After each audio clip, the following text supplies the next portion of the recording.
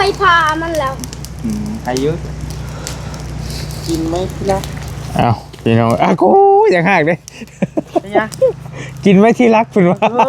ยเนาะ โอ้โหกระบาบคนบ่มีลูกมีเมียนะกูว่าเงาเว้ย เอาทำเนาะกระบะเอาพี่เล่ครับผมมีได้เพิ่นก็มีได้เพิ่นก็มี ไอ้ยังบ่ได้มีลูกมีเมียแล้วเปล่า กินอยู่ที่ละ โอ้ บ่เป็นไปในการจะเห็นมือนี่ได้ทีละทีละ อ้าวมันโมเมนต์มาจากจิตจากใจไปเลยดอกว่าขออภัยเนาะ พอมันนี่ยังพอให้อยู่ น้ำ เอาพี่น้องทักทายสบายดีกันอยู่เพื่อนน้องสายฟ้าไปพี่น้องเด้อยำคำยำแรง คิดป้าถ้าคิดป้ากันกับคิด วินน้ำหนาวก่อน โอ้ย ยามหนาวเลยบ่ม่วนบ่ เดี๋ยว มีพญาว่าวเนาะเอาพี่น้องเปิดภาพมันก็เห็นกับกองฟืนกองไฟ มันก็เลยเข้ากันกับยำหนาวแท้ๆพี่น้องเอ้ย นั่งเข้มหน่อยเนาะมื้อ ป้า เนาะ เถอะโดย นั่งเข้มเนาะ ในใจก็อยากมื้อเลยก็มันมี อยู่ใช้ดีเนาะ มีอยู่หันค่าแต่มันไกลเห็นแล้วว่าอย่าแล้วเนาะจังหวะกันโอ้โหไว้พัดทิพย์ก่อนนอนกัน คนถามเบิ่งอยู่ดิก็ค่อยห้ามโอ้ยเปื่อยไปเลยโอ้ยเอาหัวขึ้นเรือนจะเด้โอ้นี่บ่ โอ้เฮ็ด พักเลยงัว เอาไก่ แต่เอาเพื่องบ่ กับไข่ก็ได้ บ่เอา เผาไข่ เอาอันน่ะได้ ฮะ ว่าสิเฮ็ดไก่เอาเพื่องแต่ว่าขอหมอแม่บ่ให้ เออ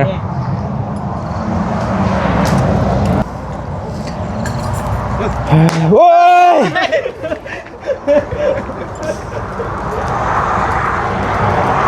สะ นี่แน่เนาะ ยังมันแตกคือใช้ฟ้ามือเนี่ยเราห้ามเก็บใช้รถเด้อในชุ่มนี้เด้อเผารถลูกละขยะไอ้ใครอยู่มันล้มลงใต้อยู่ แต่ว่าจะไปอยู่ใกล้มันเด้อขวดนะมันหมิ่นเก็บใช้รถทุงขี้โยงขี้เหยื่อนะบอกแก้วบ่มาบ่มันนี่แผนกอนามัยมันนี่มาแต่ละผ้าบ่เฮากะแล้วเพิ่นพาเฮ็ดกับเป็นแบบอย่างแล้วเก็บเรามากับเกี้ยงเบิดเลยได้เนาะ โดยกับบอกน้ำยูบอรีก็ได้พี่น้องไงแต่ว่าก็เก็บใช้เบิดหันเห็นบ่แม่นสิแต่เอามาเบิ่งบุญทวีก่อนบ่ได้ไปใช้มื้อนี้บ่ฮามบ่ขี้แม่คนดินเข้าเฮือนอยู่ท่านนี่ก็ได้พี่น้องเอ้ยกินข้าวกินน้ำแล้วบ่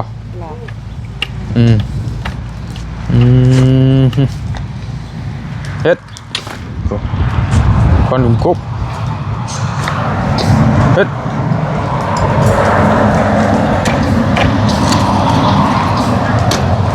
เฮ็ดโอ้ปวดโผเห็นว่าก็ได้ปั้นนะเฮ้ย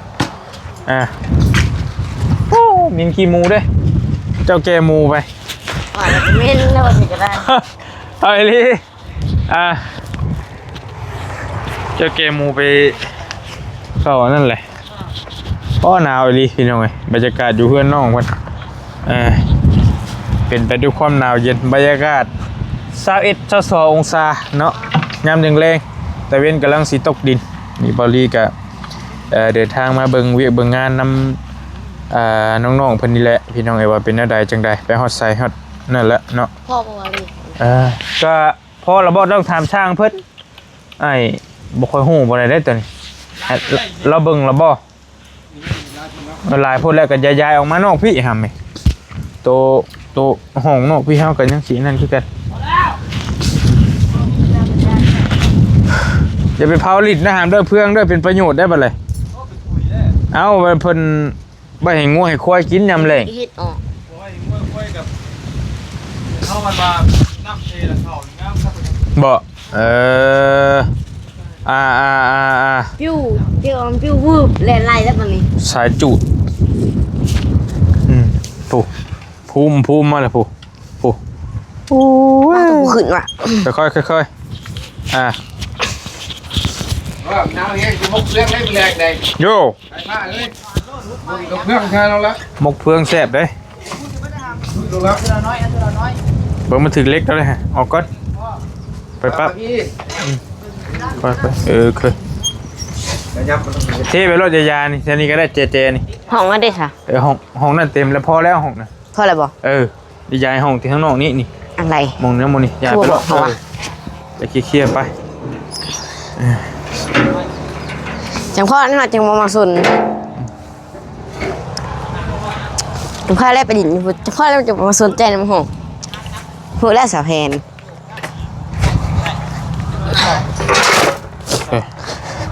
มี มี จะกินมีป่ะมีอยู่ต้มแล้วแหละเปล่าแล้วแหละในรถฮะ มีก็ยืมอันนี้บ่แซนบ่น่ะ เดี๋ยวคนล็อกเดี๋ยวค่อยเปิดให้เอานั่นมาให้ในพอดีหิวตอนนั้นมารถอันทุงแล้วมาให้นี่เด้อตัวมีน้ำตัวมีกาแฟกระป๋องนะ โอ้ย หิวมาให้นี่ น้ำว่ะเมื่อคืนนี้ก็บ่ได้อาบน้ำซ้ำมีให้สิอาบน้ำว่ะ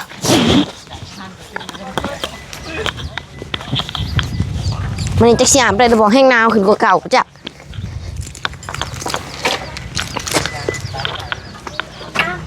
เอาตัวทั้งลังเด้อไม่ให้ค่อยนี่ ไอ้คุย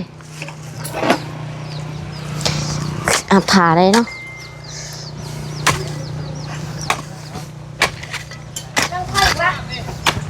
ไฟดัง มาบนรถมาบนนั่นแหละมีกาวอีกในถุงนึงเจ้าอยากได้จักถุงก็เอามา แห้งหนาวมันนี่ ไปออกกำลังกายไปออกกำลังกายไป เฮ้ยนะโอ้หาทางหลีกอยู่กันเลย ไป ใช่เนาะอยากให้จอยเดี๋ยวว่าเดี๋ยวนี้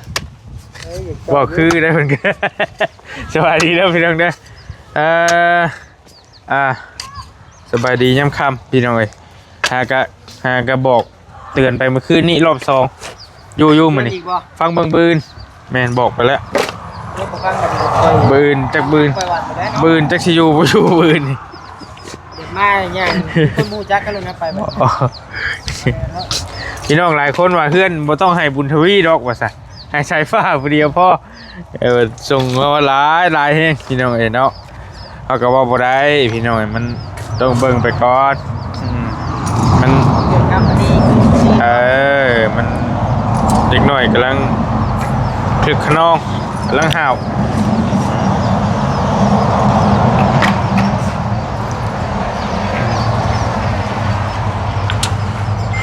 ค่อย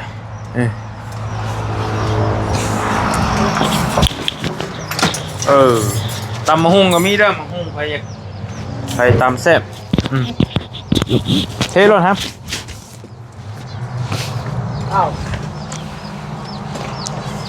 โอ้ยถึงพอช้างแล้วเลย ตำหูเสร็จมันยังเห็นแต่บ่าวคนใส่ ฮะ ตำหูเสร็จนี่ นี่ว่ากินซื่อจ้ะ วันนี้ก็ได้ ยัง ตำหู เบอร์หนึ่งบ่อยู่ เนี่ยแต่ว่ะไปตำแซ่บก็ต ก็มาใช้แล้วแซ่บว่าขึ้นกับปลาแดงเนี่ยปลาแดงแซ่บเลยปลาแดงพอปลาแดงมันตัวแซ่บ ำของแซ่บขึ้นกับผู้มักของคักขึ้นกับผู้เฮ็ดเพิ่นว่ะเหรอวะ คมเซยอ่ะ น้อย เนาะเสียบจุ๊บ ไอ้ย่าเป็นชื่อคาตะกล้องใหม่บ่ จังแล้วบ่ชักเลยตัวนี้ เอาโดนเอามาเลยมึงอย่าได้หรอกหมูอยู่บริเวณของเขา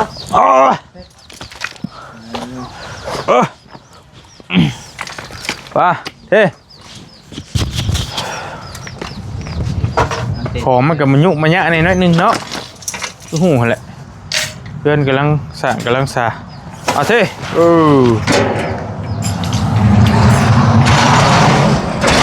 เฮ้ยมาทอดพอเซียนป่ะ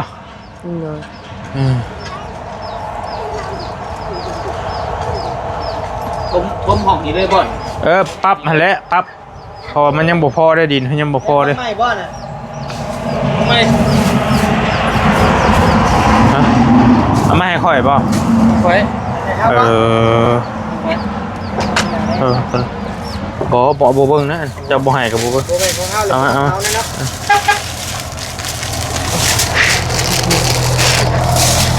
ก็ปังได้เอาไปเขาจะว่า โอ้ง่ายได้นี่ ไม่นั่นไม่ใช่พี่ผู้ดีช่างน้ำบ่แสนเพิ่น3,500,000 ตัวนี้บ่ 3,500,000สนใจคุ มานิ้วเลยมานิ้ว โยตอนถามบ่บอกเอามือเลยบ่น่ะเนาะ มาแต่พลัง เอาไปให้พ่อสร้างไปให้พ่อสร้างตัวนี้ให้เมียพ่อสร้าง มานิ้วดิ เพราะว่าเราเอาไปให้พ่อสร้างอันนั้นนั่นพ่อสร้างบ่ตัวน่ะ ตัวที่คิดว่า มันยังบุบันไดแล้วกินลาบซีนกินนี่โอ้ยให้แล้วจบดีลูกอันนี้ให้เมียแล้วตัวนี้เจ้าได้แล้วเจ้าเห็นบ่เงาให้แล้วโอเคแบ่งให้เมียเนาะแบ่งกันมันก็ให้จบดีกว่าลูกโอ้ยโยนแต่ก็เบิ่งคนน่ะกว่าเฮ้ยบ่ได้เป็นเชี่ยวจะได้นะอันนี้ตัวนี้เด้อนี่อันตัวนี้จะไว้กินเด้อเด้อฟ้าก็บ่เห็นครับท่านจัดเฮ็ดบ่นี่ต้องเบิ่งก็ยายเพิ่นนับถือว่าแม่เพิ่นผู้หนึงเลยเด้เฮ็ดได้ก็เฮ็ดนะไอ้ขี้ข้อกับขี้นะพังทรงไม่ใช่ยังมือนะ โอ้มุดดินเฮ้ยพอหังมาเลย ดินได้บรินลายพอหังมาเลยเฮ้ยเจ็บสวยอันน่ะค่าไฟมาเด้อเท่านิ้วเด้อบ่มีแต่รอบนี้สิจ่ายก่อนเดือนหน้าเจ้าจังจ่ายเพราะว่ามีเมย์อีกผู้นึงเพิ่นอยากจะขอจ่ายค่าไฟกันแต่ว่ายังเดือนหน้า1,700,000บ่จ่ายแล้วตัวน่ะไม่ใกล้ดอกอะไรอยู่ในเฮือนบ่รีก็จ่ายแล้ว1,000ของเว้นนี่1,000 บาท1,000นี่แหละซื้อเลยบ่ล้านบาทโชว์ล้านบาทเหรอเอาเงินแต่เดือนหัวขาไปได้ขนาดนั้นเหรอโอ้ยเดี๋ยวว่าออกไปนะโอ้ยมันคือน้ำขึ้นเถอะวะมองไปโอเคพอเด็ก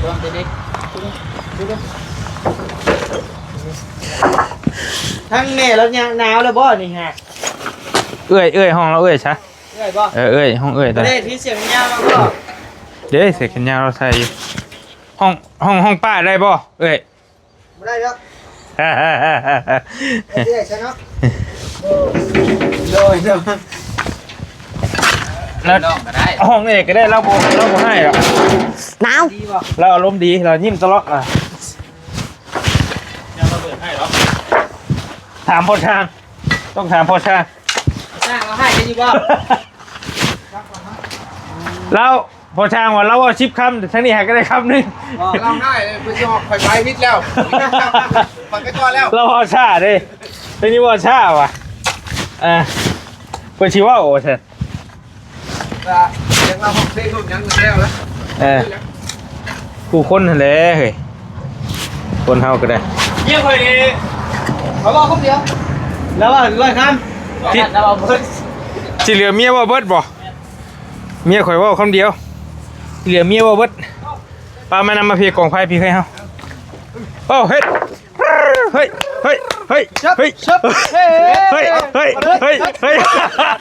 เอาดีอุ่นเราเฮ้ยอย่าคำนางอีลาคำนางอย่าชีตามไปหอดห้องนอนโอ้แก้ฮอดหัวท่านนั้นละหัวแก้วแห้งเลยใช่อันนี้แล้วก็สั่นเป็นยังไงฮะจะบิดนะมันอยากตายเลยหนาวกี่เตต่อนี่เกลืออะไรใครย่อยใช่ไหมพาพาจะไปเอาอันบินไฟมาให้อีกเทื่อนึงนี่จะไว้ใช้บินค่าไฟน่ะเช้าให้ไปหาก้อนเดี๋ยวเพิ่งคือเอาเห็นในเก็ตนะบ่เดี๋ยวไปหามาไปลูกไปจะขึ้นให้พ่อช่างแล้วเพราะว่าพ่อช่างเราจ่ายก่อนนะ คิดว่า เบิดเพิ่นว่าเบิดทั้งวัดได้บ่ต้องมาเก็บน้ำเฮาผู้เดียวนี่บ่ เห็นใบบินก็อยู่ในวัดเป็นเอาใบบินให้เห็นเป็นใบบินวัด เป็นยังครับชอบดิ เพราะว่าในบ้านว่าตอนนั้นว่าให้เฮา เชียร์ ทุกอย่างให้เขาเสียเบิดแต่ก็บ่ได้ซีเรียสดอก บ่ได้ทุกอย่างก็เชียร์แต่ข่าวไพ่ดิ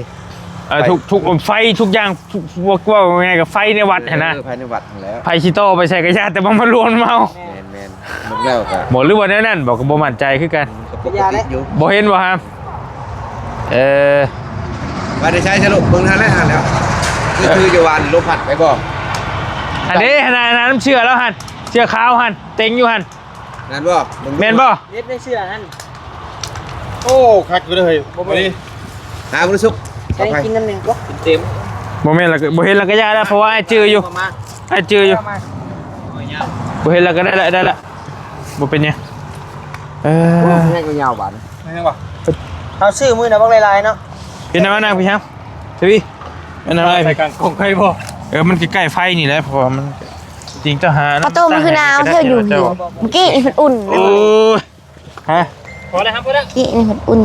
อุ่นบ่กินข้าวอยู่บ่มื้อนี้ กิน ยามมื้อเช้าของตก เอากินแต่ต้มหมี่ ยามกลางคืนนี่ไปรอให้มาเฮาเด้ เลย ยามกลางเว้นอ้ายมีแต่นอนยามกลางคืนรอให้หมาเฮา ทำเรื่องหรอก หน้าตาให้สิเลยรอก็เก่ากำลังมาเลงได้สิบอกให้ เนาะช่วงกันไอ้เขายังเนาะ คือสิได้เขาแต่งเพลงอ่ะนะก็อยาก โอ้5 โมงแล้วพี่น้องบ่ทันฮอดใส่อยู่โดย คนถามบ้างนะ แม่นเลยบ่ยาวเพิ่นถาเบิ่งอยู่ได้ยาวเว้ยปิ้งกะจี้นะครับก่อนนะครับขามนี่ขามบุสุกจ้ะชื่อเขาชื่อใช่แล้วต้องขบวนบ่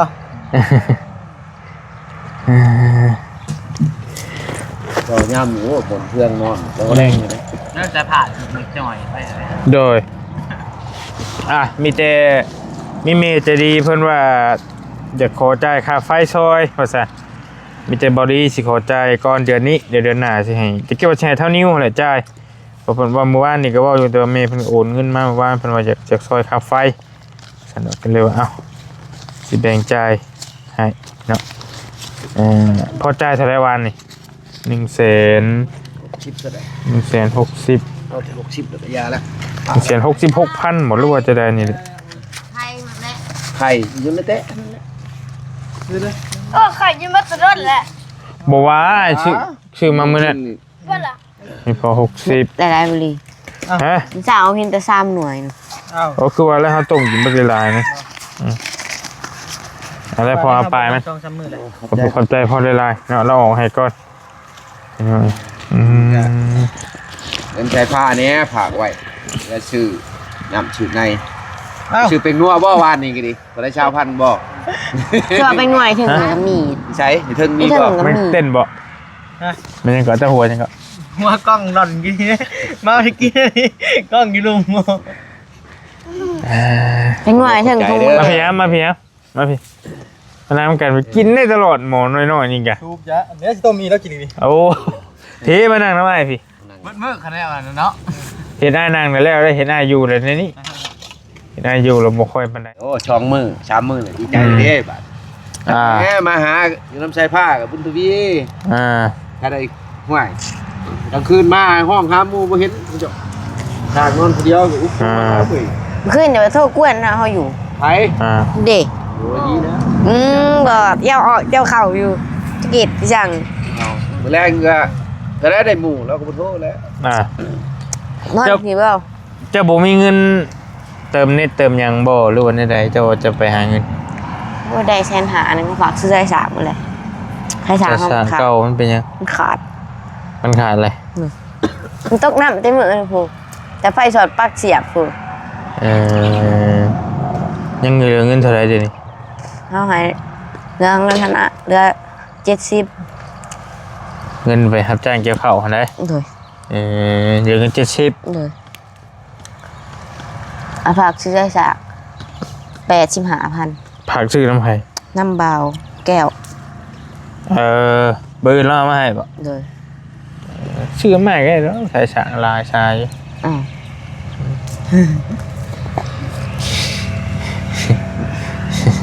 ถ้าแบบโอ้โห สายมากก็มันน่ะดีแท้ได้จะบอกรักษาไว้จะดี ขาดไว้ว่าแท้ มันต้องน้ำมือน้ำสาวกว่าเขาเลย โอ้ยอืม ออกมากับมันเลย โอ้ย พ่อยังเข่าอยู่ ผมว่าจะชูนวะคักเลยเบิดเท่านั้นเลยบ่ไปแล้ววันนี้เนาะบ่ไปใช้แล้วเนาะคักนี่บ่บ่ยังบ่อยาก จะเนมไปอีก บ่อยากเชื่อปานใดแล้ว ได้เดือนเลยดิ บ่ว่าตอนนั้นก็ว่าสิไปบ่ไปนั่นไปยังไปอยู่ เอาครับน้ำปลาเข่าประเภทแล้ เป็น ว ใจเอาเลยเด้อทำเด้อพ่อแม่ก็ไปอยู่น้ำเฮา บ่ไปติเพราะว่าเข้าแล้วนะไปเกี่ยวไปทั้งเกี่ยวทั้งคนทั้งหยังเบิดเลยบ่ ข้าวบดเกี๊ยวมีแต่คนกำมัด เออขนแล้วก็มัด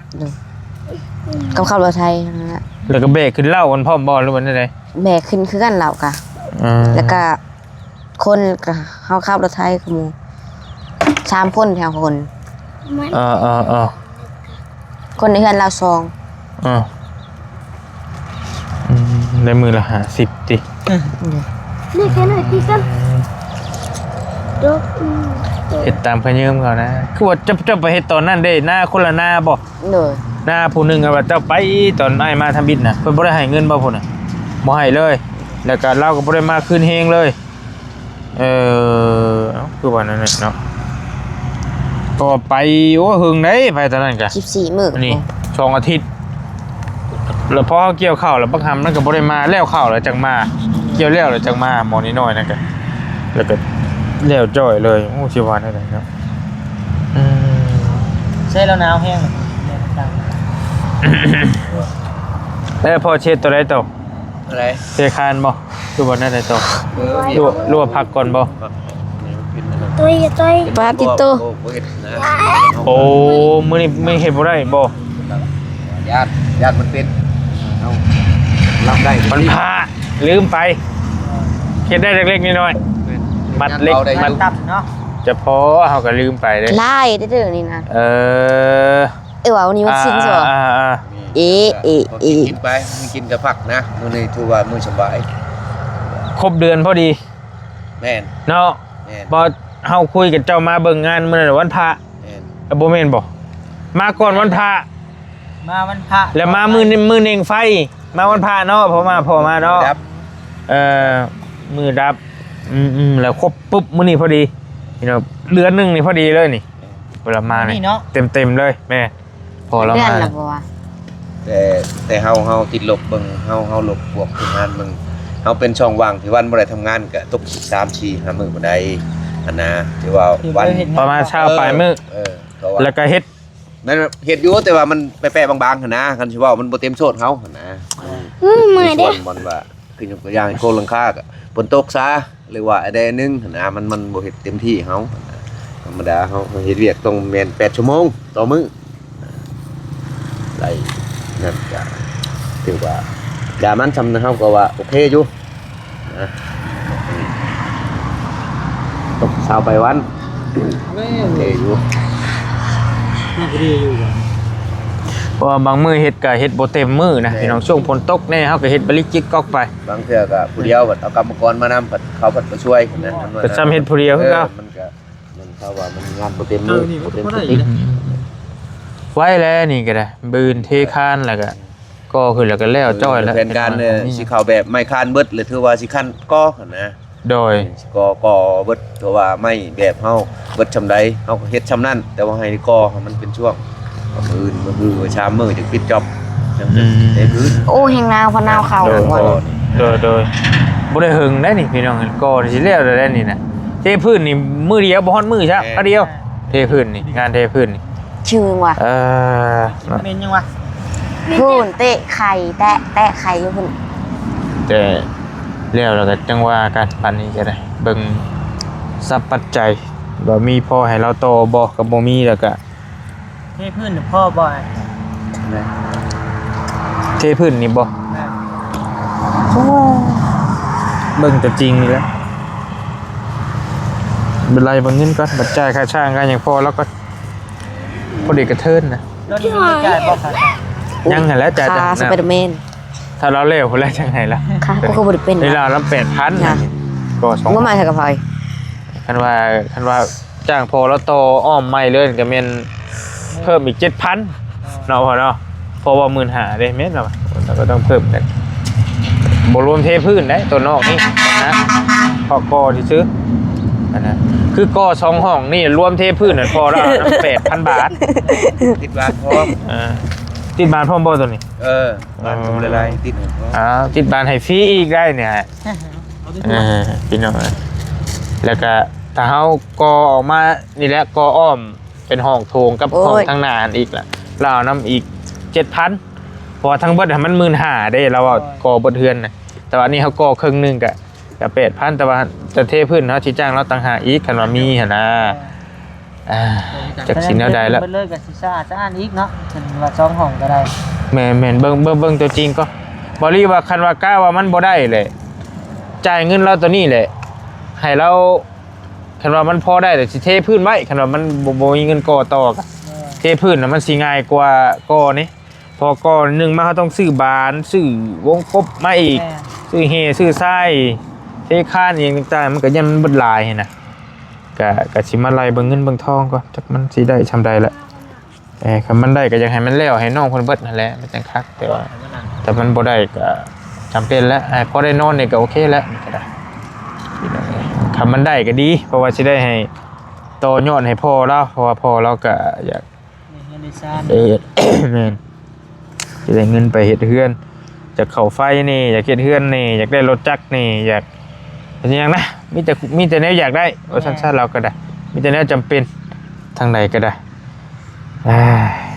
ไม่ใช่บาทเช่าหรือย่างเมียย่างก่อน ย่างไป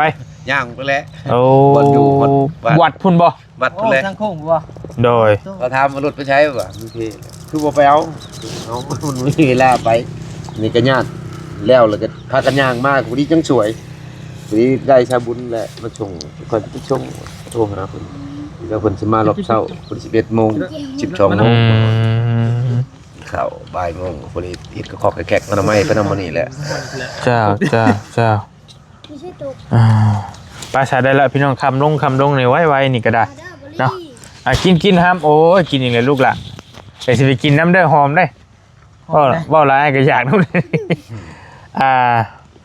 ฝากบังหามนบมือขอมุกขอบใจแม่จะดีเพิ่นเด้อเพิ่นจ่ายค่าไฟให้เจ้าเด้อนบมือขอบใจเพิ่นแน่เพิ่นเบิ่งอยู่แม่จะดีจากฝั่งไทยเด้อ แม่ใจดี โดย แม่ใจดีมีแห้ง โดย ร่ำรวยขอให้โชคให้มันอยู่ดีมีแห้งทำงานธุรกิจสิ่งใดให้เจ้าสมความมุ่งมั่นปรารถนา โดย จะเจ็บจะจน โดย เฮงปัง โดย ๆสาธุ สาธุเด้อเนาะไปละพี่น้องแล้วจังว่ากันนี่ก็บรรยากาศอยู่เพื่อนน้องๆเพิ่นอยู่กันพร้อมหน้าพร้อมตามื้อนี้ก็ได้เนาะมื้ออื่นพุ่นแหละพอเราสิได้เฮ็ดเต็มที่มื้อนี้เฮ็ดบ่ได้เพราะว่าเพิ่นถือวันพระใหญ่แล้วเฮ็ดบ่ได้วันศีลใหญ่นะวันอุโบสถเนาะอยู่ดีมีแฮงร่ำรวยพี่น้องแล้วจังว่ากันบ๊ายบาย พอดี หนาว